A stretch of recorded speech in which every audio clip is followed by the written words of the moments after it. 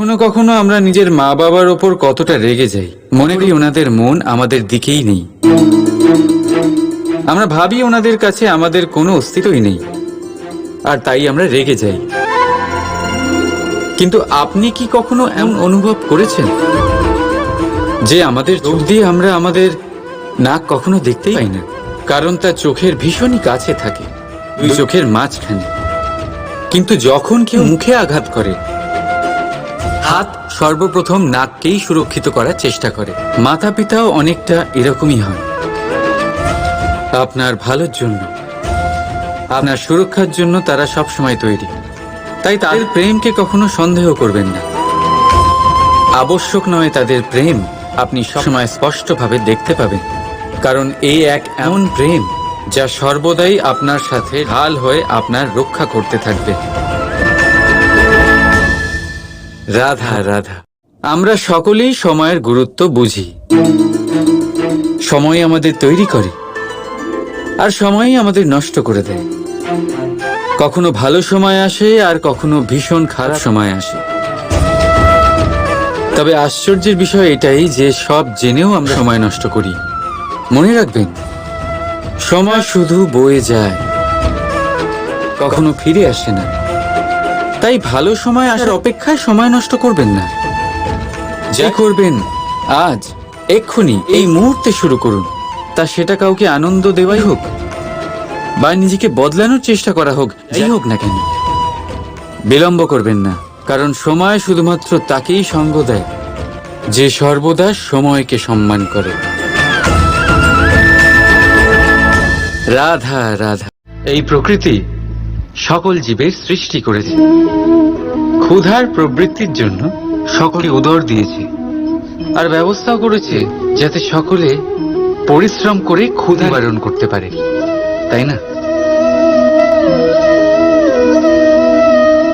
আর সংসারের সকল জীবের মধ্যে মানুষই সেই প্রাণী যারা ধন ও মুদ্রার আবিষ্কার করেছে, ধন অর্জন করতে শিখেছে।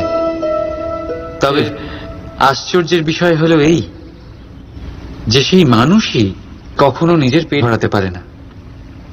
কেন? এর কারণ হলো লোভ। এই সংসারে যে কোনো প্রাণী, তা সে শাকাহারী হোক বা মাংসাশী, সেইটুকুই স্বীকার করে যাতে সে বাঁচতে পারে, কিছু জমিয়ে রাখে না। কিন্তু মানুষ সারা জীবন শুধু জমাতেই থাকে, কিন্তু তাও না নিজের মনের খিদে মেটাতে পারে, আর না শরীরে। তাই যদি কিছু জমাতেই হয়, জমান সৎকর্ম আর না, নয়তো এই সংসার থেকে খিদে নিয়েই ফিরে যেতে হবে। তাই ভালোবেসে বলুন রাধা রাধা। আমাদের মধ্যে অনেকেই এই ভাবনায় বিলীন থাকি যে আমাদের নিজের জীবনে আপেক্ষিক সুখ আর সুবিধা কখনো প্রাপ্তি হয়নি, কারণ ভাগ্যে এই নির্ধারিত আছে। কারণ আমরা এমন পরিবেশে জন্ম নিয়েছি। কিন্তু আপনার জন্ম কি আপনার নিয়তি নির্ধারণ করে? কিছুটা হলেও করে। যেমন বৃষ্টির ফোঁটা যখন মেঘ থেকে জন্ম নেয়, তখন তার প্রারম্ভিক কাজ ধরাতলে পড়া। কিন্তু সে ধরাতলে কোথায় পড়ছে সেটা নিশ্চিত করবে তার ভবিষ্যৎ কি হবে। কলা পাতায় পড়লে কর্পূরের মতো উবে যায়, শুক্তির মুখে পড়লে মুক্তয়ে পরিণত হয়, যদি বিষহর পান করে তা বিষ হয়ে যায়। জলকণা এক আর পরিণতি তিন। তাই পরিণতি আমাদের জন্ম নয়, আমাদের চয়ন নির্ধারিত করে। এই জন্য নিজের চয়ন ভেবেচিন্তে নির্ধারিত করুন। রাধা রাধা। ভুল আর মানুষ, এই দুইয়ের সম্পর্ক অবিচ্ছেদ্য। যেমন ডানা আর পক্ষী, যেমন ধারা আর নদী। যদি ভুল মানুষের স্বভাবের এক গুরুত্বপূর্ণ অংশ হয়, তাহলে ভাবুন এতে লজ্জা কিসের? এতে লজ্জিত হওয়ার কিছু নেই। সেইভাবে দেখতে গেলে ভুল আমাদের নিজেকে আরো উন্নত করার সুযোগ দেয়, নিজেকে আরো ভালো প্রদর্শন করার প্রেরণা দেয়। এখন আপনাদের মধ্যে কেউ এর সাথে সহমত নাও হতে পারেন, কেন অনেকের দৃষ্টিতে ভুল দোষের জন্ম দেয়, দোষ অপরাধের, আর অপরাধের কোনো ক্ষমা নেই, শাস্তি পাওয়া উচিত। কিন্তু আপনি কি কখনো ভেবেছেন এরকম কেন হয়? এর কি কারণ? এর কারণ হলো ভুল স্বীকার করাকে এড়িয়ে যাওয়া।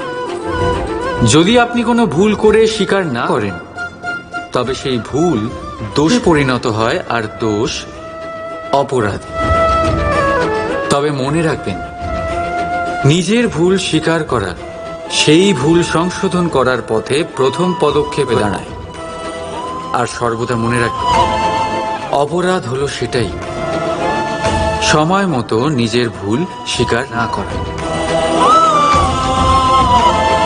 রাধা রাধা। একটা শব্দ আছে যেটা আমরা মাঝে মাঝে অথবা অনেকবার শুনতে পাই, স্বার্থ। ওই ব্যক্তি স্বার্থপর, সে স্বার্থের জন্য খারাপ কাজ করে ফেলেছে, ইত্যাদি ইত্যাদি। সত্যি কথা বলতে কি, সংসার স্বার্থকে পাপ ভাবতে শুরু করেছে। কিন্তু স্বার্থ কি সত্যি ক্ষতিকর? না। স্বার্থ কথাটা এসেছে স থেকে, অর্থাৎ স্বয়ং থেকে। মানে যে কর্মে শুধু স্বয়ংয়ের অর্থ আছে, শুধু স্বয়ংয়ের কোনো লাভ আছে, সেটাই স্বার্থ। এবার প্রশ্ন এটা হলো যে আপনার স্বটা কি? যদি আপনার স্বতে কেবল আপনি থাকেন, তাহলে আপনি অবশ্যই স্বার্থপর। যদি আপনার স্বতে পরিবার থাকে, তাহলে আপনি পারিবারিক। যদি আপনার স্বতে অন্য লোক থাকে, তাহলে আপনি পরোপকারী। যদি আপনার স্বতে এই সংসার থাকে, তাহলে আপনি পরমার্থী। তাহলে নিজের স্বার্থ থেকে দূরে যাবেন না, সেটার বিস্তার করুন। নিজের অস্তিত্বের বিস্তার করলে এই স্বার্থ নিজেই পরমার্থে পরিণত হবে। রাধা রাধা।